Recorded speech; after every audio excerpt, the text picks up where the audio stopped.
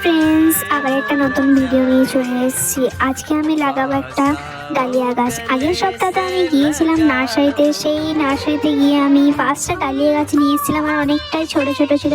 সেই জন্য আমি একটা টবের মধ্যে 2টো লাগিয়েছিলাম, আর কয়েকদিনের মধ্যেই গাছগুলো একটু বড় বড় হয়ে গেছে। সেই জন্য বলি আজকে আমি একটা গাছ তুলে নেব, তারপর অন্য একটা টবের মধ্যে লাগিয়ে দেবো। প্রথমে আমি ক্যামেরাটাকে সেট করে নিলাম, প্রথমে দেখিয়ে দিলাম আপনারাকে চারাগুলো। তারপর আমি ক্যামেরাটাকে সেট করার পর আমি প্রথমেই গাছটিকে তুলে নেব।